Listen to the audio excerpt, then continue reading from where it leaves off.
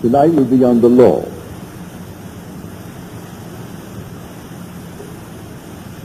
I think you'll find it a very practical evening. But remember, you are the offering power. It doesn't operate itself. But all day long, whether you know it or not, you are operating it. Nothing appears to us in perception which cannot be duplicated in fancy. Consequently, the world perceived always resembles our private fancy, and is therefore, as far as the evidence goes, imaginal in character. Here we are trying to find the cause of the phenomena of life. What makes things happen? Why is that one poor and that one rich? Why is that one known and the other unknown? And why is one this and the other that? And yet we are told in Scripture there is only one cause, only one God. Hear, O Israel, the Lord, our God, the Lord is one. There aren't two gods, there's only one God. So we have to find out who this one God is. If I should speak to you now and say, and speak of your God, the chances are, and you can give it any number you want, 1,000,001 or trillions in one, that hearing the word your God, that your mind will instantly think of someone or something external to yourself. I do not care how you form it, but you will think of God, your God, as external to yourself. But if I spoke of your imagination, I am certain you will think of no one but yourself. Could it be that your imagination is the God of Scripture? If you read Scripture carefully, you will find that it is. There's only one creative power. We are told in the 32nd chapter of the book of Deuteronomy that I, even I, am He, and there is no God beside me. I kill, I make alive, I wound, I heal, and there is none that can deliver out of my hand. From this we see that the creative power of the world, the creator of the world, is like pure imagining in ourselves. He works in the very depths of our soul, underlying all of our faculties, including perception. But he streams into our surface life, least disguised, in the form of productive fancy. So you see anything here through your senses.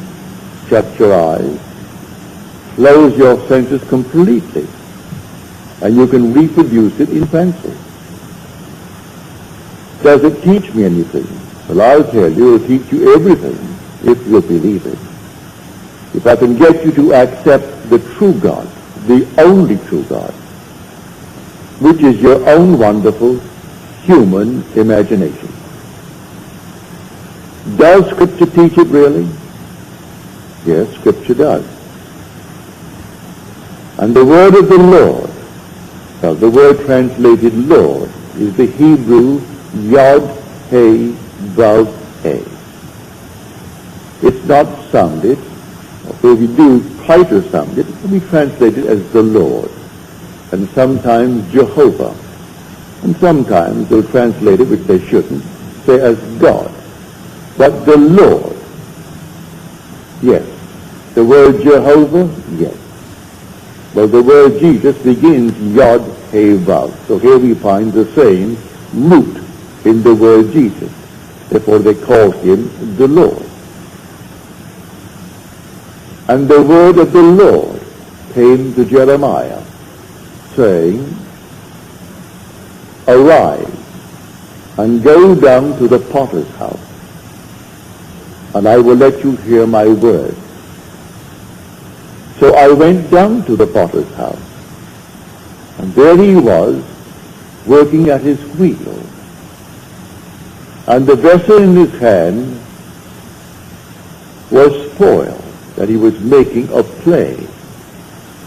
But he reworked it into another vessel, as it seemed good to him to do. Well, the word potter, you think in terms of a man. I know in little Barbados, where I was born, I would go up to the potter's field. And there he was, working these things out of clay. Things where we would put the normal water into it, and in some strange way, it chilled it. You could always depend upon a nice cold glass of water if poured from what we called the monkey. It was a thing made of clay, had a little clay top, and an open thing like a huge big teapot, but made of clay. In the hottest moment of the day, if you poured it from that clay, it was always nice and cold. And so I can see him now form the entire thing with his hand. But in Scripture, the word potter means imagination. You will find what I've just quoted in the 18th chapter of the book of Jeremiah.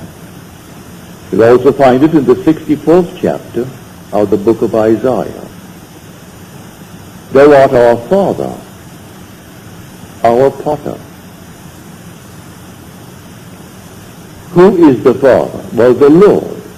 Well, the true translation of the word Lord, which is Yod He Vav He, is I am. If I should go to the people of Israel and say to them, the God of your fathers sent me unto you, and they ask me, what is his name? What shall I say? Say to them, I am. That is who I am. Say to them, I am has sent me unto you. Not the Lord has sent me unto you, or Jehovah has sent me unto you, or Jesus has sent me unto you, for these always takes the mind outside of self. But say to them, I am has sent me unto you. You want to know his name? Just say, I am. That is who I am. That is my name forever. And by this name I shall be known throughout all generations. But man will not bring himself to believe that that is God. He will not bring himself to believe that his own wonderful human imagination is God. And that is God, that forms everything in this world. There is a thing that you now see in the world, but what it was once only imagined. Their image preceded the objective fact. So objective reality is purely produced through imagining. The suits you wear, the dresses you wear, the chairs on which you are seated, the building that now houses you, everything was only imagined. And then it became an objective reality. And we think the objective state is its reality. And it's not so at all. That which is the imaginative image is its reality. Destroy the objective fact, I can reproduce it from the imaginative image. It is all within us. Our own wonderful human imagination is the God of Scripture. Now we are told all things were made through him, and without him was not anything made that was made. He was in the world, and the world was made through him. yet the world knew him not. So you walk the earth as the cause of the phenomena of your life. You could be, if you are vivid in your imagination, be influencing the imaginations of unnumbered people, and you, unseen by them, are the cause of the phenomena of life. If they are passive, they fall under your influence.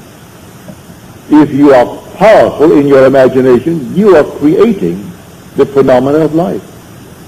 And those who are not in control of their imagination, who are moved by the wind of every little rumor, every opinion, they simply sway from side to side as you, in control, move them.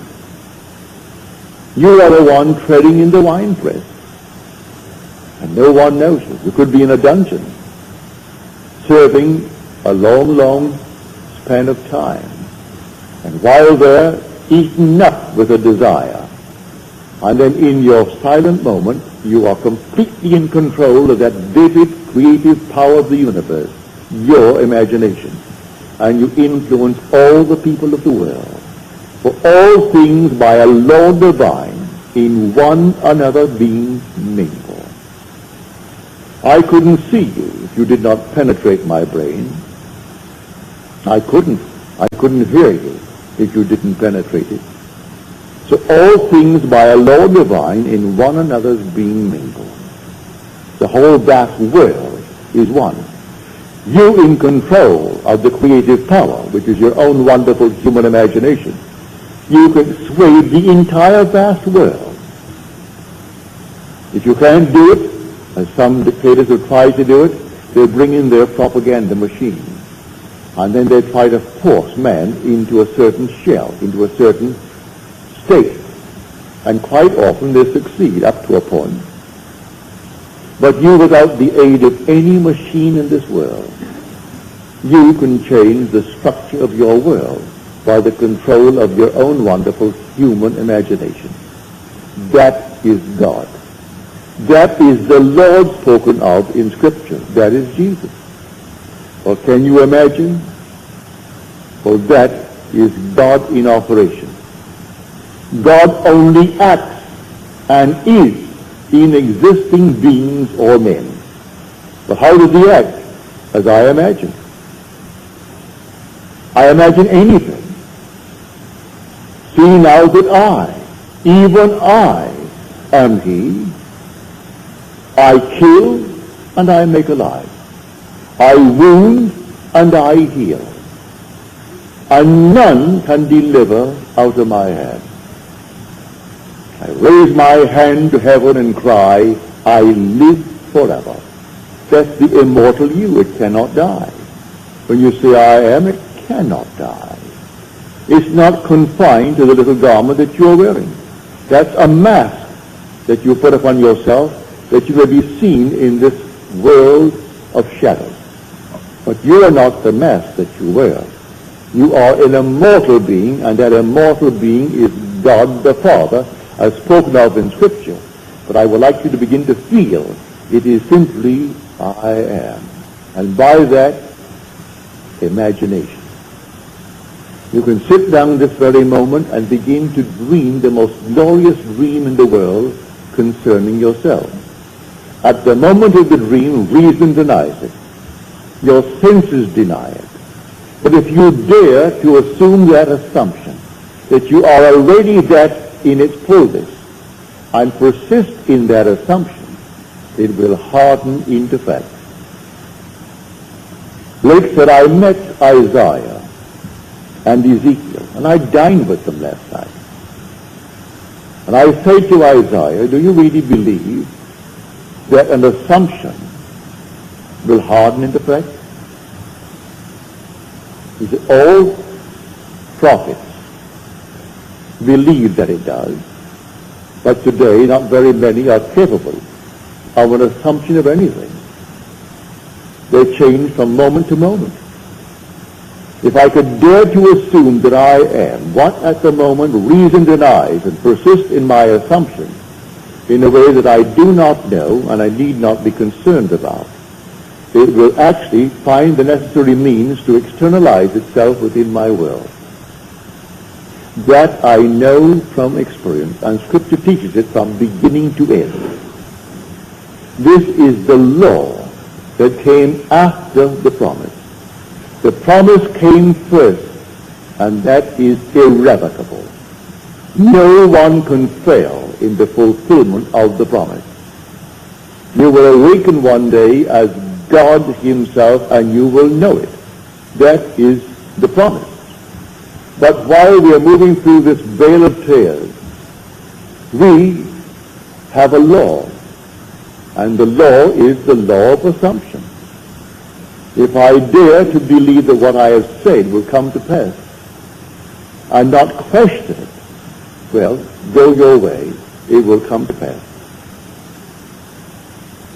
Here's a simple thing. My father, in a little tiny island, it's only 21 miles long by 14 wide. That's where I was born. He is not a brilliant mind. He's gone from this world at the age of 85. His time was up and he departed. He had no formal education, very little education. The war came, the First World War came to an end in 1918. The boys began to return in 1919. As these troop ships came in, bringing back the boys from Europe and from North Africa, he heard the officers, the captains, and the stewards discuss the next World War. I can hear my father now. For in 1919, I was born in 1905, so here I am, 14 years of age. And all of us are now growing up, young men. And my father said, we'll have another war in 20 years. It will break in 1939. Mother said, Joseph, why do you say that? Look at all of our boys. They'll all be ready for the war. Why do you say that? And there were 9 boys, 1 girl. He said it will happen in 1939, 20 years. He even named the 2 sides and placed Italy on the side of Germany and Japan on the side of Germany, leaving England and France and Russia. He didn't mention the others. They were, naturally, he took it for granted that America would come in to defend the liberties that we have inherited from England. What we now call the Bill of Rights. All this is part of the foundation of that English-speaking world. And he thought, well, now America will come in at the appropriate time, but in 1919 it will break. Well, on September the 1st, 1919, it broke. I was driving through from Montreal. I just spent 2 weeks on the Canadian border. Went into Montreal, and I had, well, champagne and stout. It's a delightful drink, by the way. And so I had a few of those. We got into the car and started back. And on the way back, here comes the radio, and here's the news. England has just declared war on Germany. Germany moved on Poland. England had a treaty and declared war. That was September 1919. Now, my father was not a prophet, but he firmly believed in his assumption. He was treading the winepress in this tiny little island called Barbados, 21 miles long by 14 at its widest point. So you don't have to be in a palace. You don't have to be in the White House. You don't have to be in any prominent place or the Vatican. Someone in a dungeon this night is treading the winepress. And who knows what's going to happen when she has tread the winepress. It is always happening because he waits on us just as swiftly and as indifferently when the will in us is evil as when it is good. For I kill and I make alive. I wound and I heal. I do all these things. I make the wheel and I create. the world. I form the light. I create the darkness. It's told us in Isaiah. There's only one creative power. Don't think for one moment there are two gods, like a God and a devil.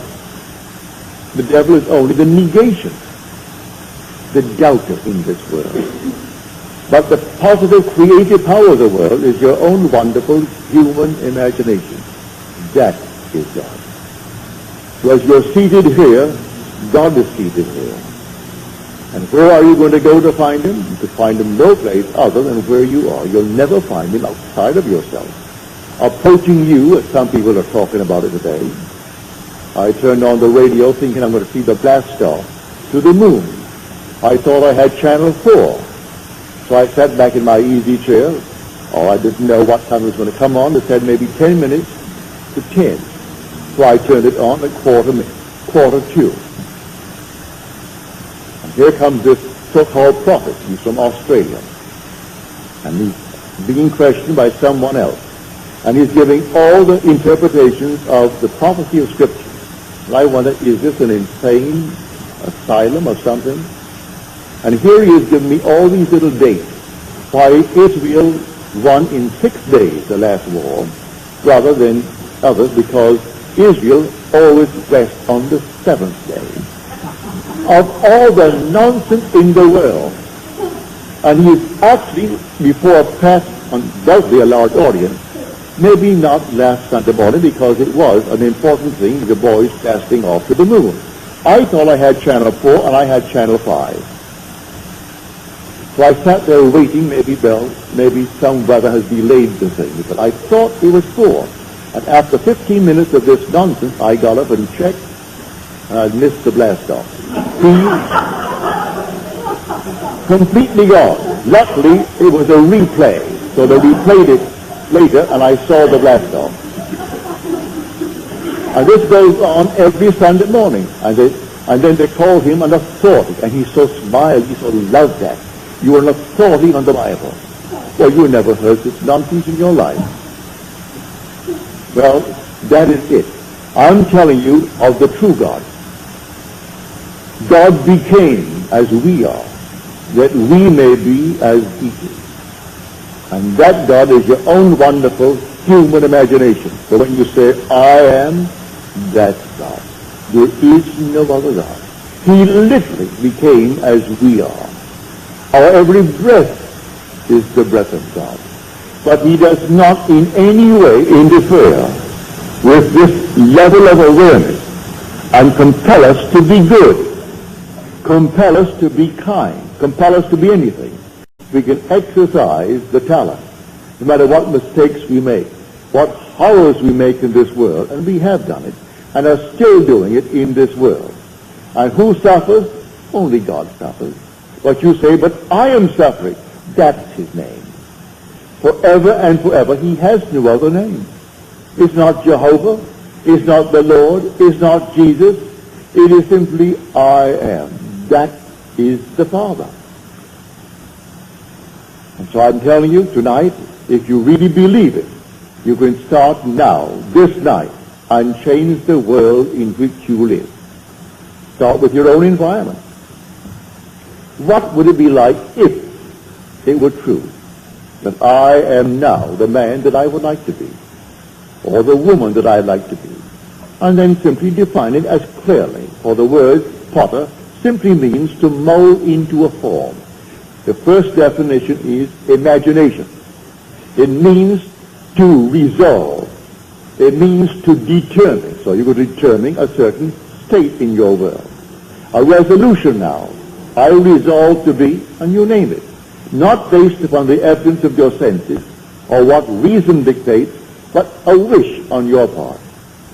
As we are told in Shakespeare, it hath been taught us from the primal state that he which is was wished until he were. And so, he is now a reality in my world. He began only as a wish. I am the man I wanted to be. It began as a wish. My father became the success that he was when he departed this world. It began as a wish. He didn't have one penny in this world. He went to a school, and what do you think the charges were? A penny a week. The British penny being 2 cents. It was 2 halfpennies, 1 penny. A penny a week. And many a week, his father, being a very, very heavy drinker, couldn't find the penny to pay that fabulous scholastic fee. But he came out and started without a decent education, but he had a dream. And he always had the dream. And when he was toppled from a small little partnership, 2 of my brothers went to see the 3 men who actually maneuvered the entire thing. And they asked, why? What happened to Daddy? Why did this thing happen? You know what one of them said to my 2 brothers? You Goddard throw your hat too high. Well, you can't throw it high enough, may I tell you. Who in this world is more entitled to any exalted state than you, when housed within you is the only God? So they said, you Goddards, throw your hat too high. He wanted us to always remain based upon the level where my parents began in this world. That was not my father's dream. So the partners all died working for other people at small little salaries. And my father died working only for himself and his son at the age of 85, and left 10 children, each financially independent. So they threw the hat too high, did he? If he had lived longer, he'd have thrown it even higher. That was my father's dream. So do not let anyone tell you to be satisfied with this, that, or the other. It is the God in you that gives you desire. You wouldn't eat tonight if you didn't have a desire. And who is desiring? It is God desiring. Desiring constantly to transcend himself. And so tonight, you dream noble dreams. I am telling you, those who are coming here, and those who have been coming through the years, New York, San Francisco, and elsewhere, they're now beginning to really come into a head to awaken to the truth that I have been telling you through the years, that you're going to discover that you are God the Father. Thou art our Father, yet our potter, and we are the clay in thy hand. The day will come, you'll discover why he calls us the clay. We are emotional filters, and we bear the marks of our prevalent emotions, and he allows these marks, good, bad, or indifferent. He does not in any way dictate what I should entertain as a thought. All right, entertain it. So I want to feel sorry for myself and go out and eat worms. Go and eat the worms. Have some more. That's exactly what he does to all of us. No compassion whatsoever. Not to think for one moment that he's going to stop you in the act. He allows you to completely run your own world, as it were, and make all the mistakes in the world. Thou hast delivered us into our iniquity. And the word deliver in Greek, in Hebrew, and in Latin means to melt. He has melted us and melted us into our iniquities. So we are so much a part of it, we can't even separate ourselves from these infirmities. He allows us to be delivered right into our iniquities, as told us in the 64th chapter of the book of Isaiah. Read it carefully, and you'll see this vision that possessed these men who were qualified to hear from the depths of their own souls. But they heard it as adumbrations. And then came the understanding of these shadows, these foreshadowings. And the day will come that everyone in this world will discover he is God the Father. And because he is the Father, then there must be a Son. And that son is David. David is the Christ spoken of in Scripture, but man doesn't know that yet. I am telling you from experience, I know it. And one day you're going to actually see the Christ who reveals you as the Lord, who is the Father. So David is called, not in Scripture, that the thing is going dead again. All right. Here is start back. Is it back? Yeah. So I'm telling you, there's only Father and Son in this entire wonderful story. Well then, who then is this David that is the Son? David is the sum total of all the parts that the Lord, I am, has played. He is the resultant state. And you've played all the parts, good, bad, and indifferent. And having played all the parts, then the sum total, the resultant state comes out, and there he stands before you. And he is David. David is the resultant state, the Christ, the anointed one of the Father. And it takes him to reveal you as God the Father. And everyone is going to have this experience. There's a lady here tonight who had this experience back in November. Said, I came upon this beautiful youth of sheer innocence, about 13 years of age, ruddy of complexion, as described in the 16th chapter of 1 Samuel. And he came to me and he said, you are in the fatherhood degree. And I said to him, how do you know? He said to me, I know.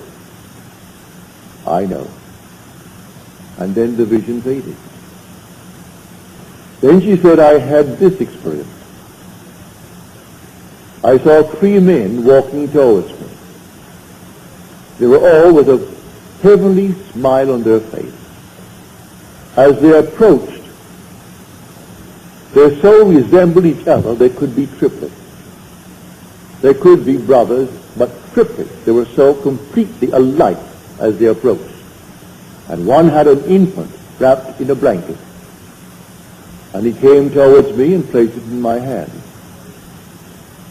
And I took the infant, and I knew it was my child.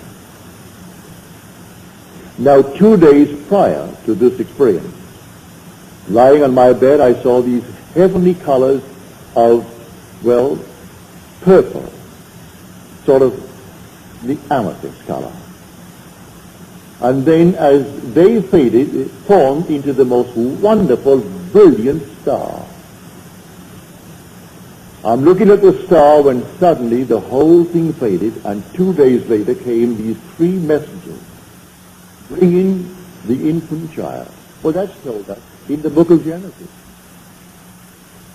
Abraham sat in the heat of the day, as he sat in the tent, and 3 men appeared to announce to him that he would be a father, in spite of his advanced years. And Sarah, it has ceased to be with her after the manner of women. This is all beautiful imagery. It's all you. You are the Abraham. You are the Sarah. And the Isaac is the child that is given as a sign of your birth from above. And so here she had the most marvelous experience. She knew the child was hers, and 3 messengers so alike they looked like triplets. And then the star that preceded the entire thing by 2 days. And then the youth who said to her, you are in the fatherhood degree. And when she asked, how do you know? He replied, I know. And then affirmed it by the second statement, I know. So I tell you, the law came after the promise. The promise is something that you cannot loose. No one can lose it. You could be the most horrible dreamer in the world, and that's all we are anyway, dreaming these fantastic dreams, and some are horrible. But you cannot lose the promise. You can work the law beautifully up to the extreme. Does not mean in any way you're going to earn the promise. The promise comes in spite of the use of law. But while we're in the world of Caesar, why not understand the law and use it wisely? Every moment of time you must be watchful, aware of what you're imagining. To try to change circumstances before you change your imaginary activity is to struggle against the very nature of things. Because your imaginary activity is actually producing objective reality. And so until I change that which is the cause of the phenomena of life, I'm going to reproduce the same thing in my world. So start tonight to change it by changing the imaginal activity. So here, Fawcett said, and I think it's a very marvelous statement that he made, the secret of imagining is the greatest of all problems, to the solution of which all should aspire. For supreme power, supreme wisdom, supreme delight lies in the far-off solution of this mystery. There are so many facets to it. Here I stand, and I say I'm all imagination. But am I really here based upon the evidence of my senses? Can I not block out what my reason and my senses are dictating and be elsewhere? Can I not imagine myself to be elsewhere and view the world from there? Instead of wanting to be there and viewing it from here, which tells me I am not? Well, try it. You can be any place you want to be in this world. Man must be wherever he is in imagination, for man is all imagination. So I will simply imagine myself to be elsewhere, if that's where I want to be, or to be other than what I am, if that's what I want to be, and view the world from that assumption. Go forward and prepare the place. He says, wherever the sole of your foot shall tread upon, the same gave I unto you. Wherever the sole of my foot treads, he gives me. For they don't remain here all the time if I want to be elsewhere. And the elsewhere need not be spatial. It could be in a financial manner. It could be in a social manner. It could be in any manner. And so I would dare to trade on a different level. I would dare to assume that I am that which I want to be. I'm treading on it. And I must be wherever I am in imagination, for I am all imagination. Man is all imagination, and God is man, and exists in us, and we in him. The eternal body of man is the imagination, and that is God himself. The divine body we call Jesus is your own wonderful human imagination. And you beat him morning, noon, and night by the misuse of your imagination. He bears all the stripes of man. But he's only your own wonderful human imagination. And he is the immortal you. And one day he will awaken in you, not as another, but as you. That these fellows go forward believing that some strange thing is going to happen, and he's going to come out of the clouds and shake their hand. They'll wait forever. When he comes from within, because he is within. Do you not realize that Jesus Christ is in you? Unless, of course, you have failed to meet the test. Examine yourself to see whether you're holding to the faith. Jesus Christ is in you. Do you not realize that you are the temple of the Lord and the Spirit of God dwells in you? If he dwells in me, why look on the outside for him to come? When he comes only to awaken within me, because he's already within me. He awakes within me as the very being in whom he awakes. And then I see confirmation of that when I see the resultant state David. And this handsome, wonderful, you never one can paint. Oh, they can attempt it, but you can't paint or sculpture the beauty of David. He's beyond description. Something alive that you cannot describe. That's the resultant state of all the parts that the Lord has played. And who is the Lord? I am He. So you're told you will die in your sins unless you believe I am He. Now this person believes in an external God. They'll find it so much easier to stick him on the wall and cross themselves and get them and genuflect. That's done. Did it for today. Therefore my work today is done now. We'll do it again tomorrow. Meanwhile I go about my business doing all kinds of nonsenses with my imagination, and I think I serve the Lord. It's not something you do once in the morning before some little thing on the wall. It's something you do 24 hours a day. You carry it right into the dream world with you. And there your reactions are as they should be when you're awake here.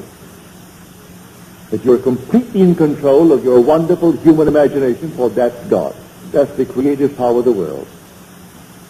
So take anyone, wherever he is, and just try to lift him up to something other than what he seems to be, if he wants to be other than what he is.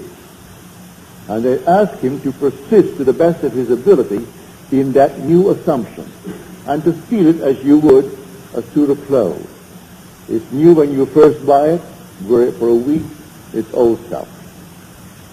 The first day you put it on, you think everyone knows you're wearing a new suit. And really no one does.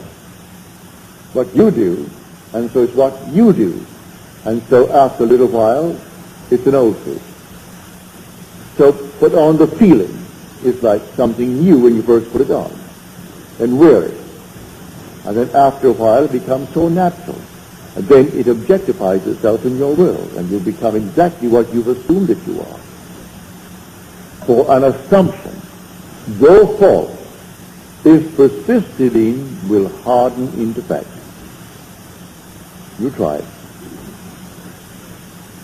Who would have thought an insane person like a Hitler or a Stalin could, by a mere assumption, rise to the height that they did and actually control intelligent men and women, 100 million Germans, the other 200-odd million Russians.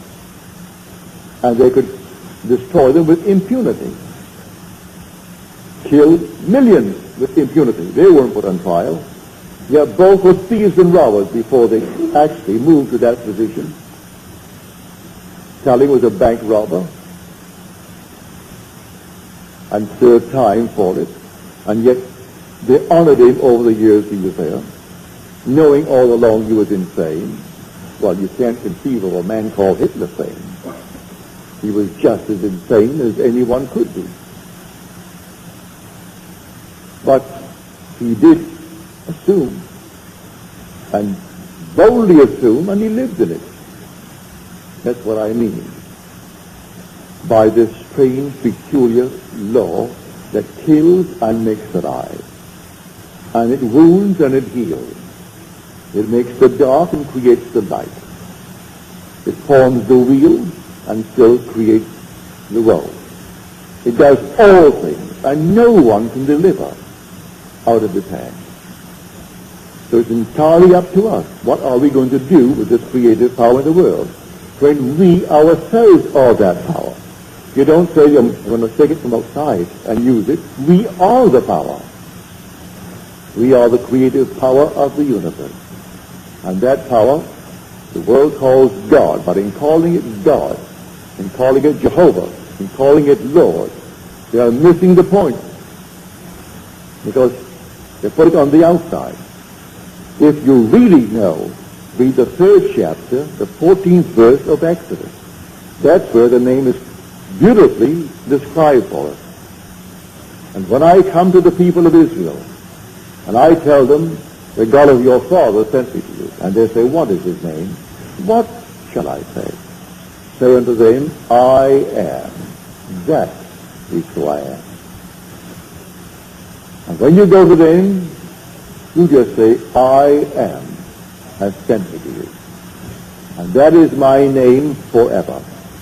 And by that name I shall be known throughout all generations. But Israel finds it difficult to keep the 10th. And so it's always something other than I am. It's so much easier to blame someone other than self for the things that are happening to us. And I point here, there, and elsewhere. I forget what I did in my idle moments. And when the harvest comes up for me to reap it, I deny that I planted these seeds. When on earth did I plant them? Well, if I was honest with myself, I would know. You plant them morning, noon, and night. In the course of a day, unnumbered idle moments catch you thinking all kinds of things. You don't know the people, and yet you're reacting and doing all kinds of things.